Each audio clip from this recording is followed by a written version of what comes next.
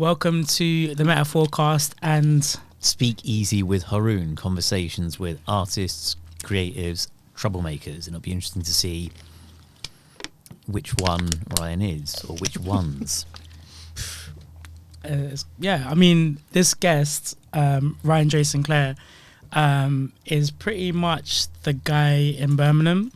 Would you say that? Would you admit to that? Or He's too humble, but let's see what he says. I wouldn't say that personally. What would you say? Big up Brum though. I'm just creative, trying to make a difference in different areas. At the Humble, moment. he's But yeah, big humble. up Brum. Big up Brum. Absolutely. But you do rep Brum. Like when I think of Brum, your name does pop into my head. Appreciate that. 0121. Yes, postcode. Postcode. Yeah. Do you remember when London used to be 0171? Now it's 0207. Dude, And I remember when London was 01.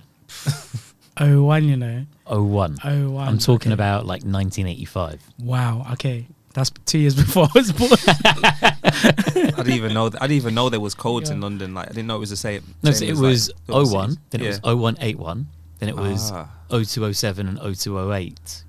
And now I think it's that, but 0203 as well. Oh wow, okay. Because you know Def Jam, you know the London Def Jam is 017 or something or 020. It's 027 or 0207. Yeah, it's to like, you know, emphasize that as well. So I thought that was really cool. Another bit of music trivia. Didn't even know that. Yeah, man, it's the Def Jam office in London. Start. I think Pot of Paper is with them. I don't know about Nines. I don't know about the record situation with Nines, but yeah, definitely Pot of Paper.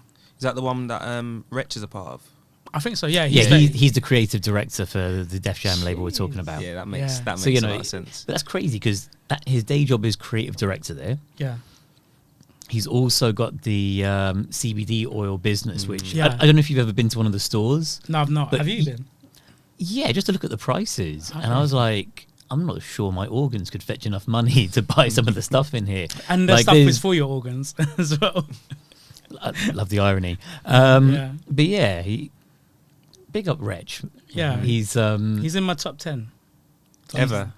Yeah, because so we had you guys are going to see the episode after Ryan's, but Sarah Callahan. Mm-hmm. Do you know have you met Sarah? I've heard of her. Yeah. Yeah, so we actually had her put her top 5 on the podcast, and then I had to put my top 10, top 5. Is that UK and US, or is it Just one? UK. So- Just UK. So Okay, basically, yeah. with Sarah doesn't listen to huge amounts of US music. So her Okay. top UK. 5 was very much UK and I'm pretty grime. much UK. He's that way, Mm-hmm. but because of my age and my era, I was Yeah. like, do I get a top 5? And they were like, look, you can go do hip hop. So then I started naming my top 5. So Yeah, Okay, I understand okay. there's nuances between grime lyricism and hip hop lyricism. So I don't know if it's the nuances. A lot of it is to do with the Flow style pattern. of beat, the flow, and the rhyme patterns. yeah, and also like content and lyrics and stuff like that. So, because yes, Americans wouldn't classify some of what the UK artists do as lyricism, but then we do. I've heard Americans say that. They're like, come on, we But- grew up on like Mos Def, Common and Black Thought. I'm not. You can't impress me with Stormzy. Like, come on. But I Americans going hard. yeah, but what I think we do well in. I don't know. Like I know you've got the Birmingham experience as well, but what I think UK MCs do really well is within the culture that kind of, you know, 2 decks and a mic go. Like we have that arena where we're constantly testing each other and testing ourselves, which In what way?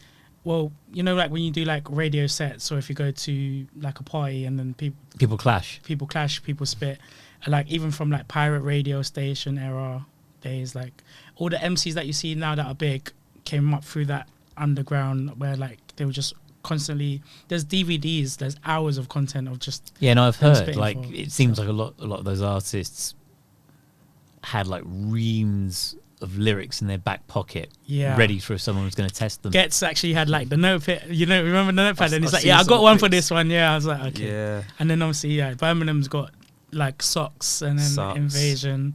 JK. JK. There's a JK. massive grime Yeah. scene in Birmingham. Yeah, Lady Leisha's still sick. I'm still Yeah. waiting for an album, like a proper album from her though. I think Yeah. something's coming soon. Yeah, I 'cause don't she's know still when, sick, but yeah. like her sending for what's her name? Ivorian Doll Mm-hmm. and then the one before that with Paige Keiki is That was a techie one. head gone, head gone. Yeah, the UK has that, but then also, because hip hop side in America, it's got a couple decades on us in terms of like contributions in terms of albums and artwork and bodies of work from artists, which we need to do, which we've just started doing. But I think we're starting to see that. Like if Yeah, you look at, for example, Wretch and Kano, And Dave now. and Dave's put 2 out. Yeah.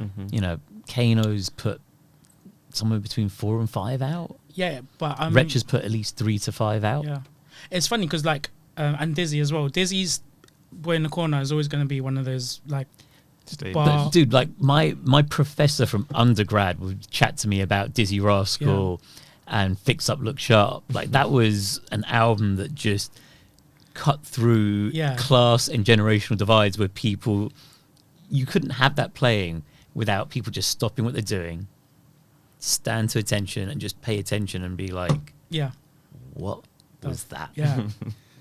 Kano's Home Sweet Home is still my favorite though, from that era. But then Kano's dropped. I love the last Made in album. the Manor. Yeah, Made in the Manor, and was that the latest one? Is it Hoodies All Summer? Yes, Hoodies All Summer. That's my Yeah. favorite. The last 2 Kano's done has just been a different level, like different echelon. Like Trouble is a banger of a Yeah. track. And the The music one- video is quite traumatic. I don't know if you've seen it. Yeah, I've seen it because there's a little cipher in the middle with him, D Double, and. But it's the Gets. footage at the end where you don't, the camera's not showing, but you hear the stuff that's happening. Yeah, it's brutal. It's- Yeah, it's. I don't think I've seen that, but yeah. I might have to WhatsApp you the video, bro. Like it's nuts. It's yeah, because it's all like phone handheld footage as well. From Okay. but it's not real. I don't think it's all like acted out, but it's still kind of like very realistic. Yeah, I mean, it's tackling Like, what happens when you come into contact with the police in this country. Oh, I've seen it actually, and it was to do with an award show. I think it was an award show. And is it when he's sitting in the car? He's sitting in the car, Yeah, definitely. yeah, I have seen a clip of this.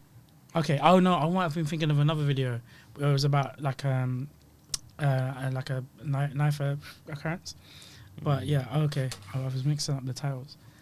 But that's cool. Anyway, going back, we just diverged off into music. But yeah, we have Ryan Dre Sinclair here. So like, what is Ryan Dre Sinclair up to these days? Right now, I'm doing quite a lot. To be fair, I'm Yeah. working on a EP at the moment. Okay. I'm developing a spoken word theatre play, which I've been working on for I'd say 2 to 3 years. Mm. Done a sharing in May this year as well. Yeah, I'm working on that.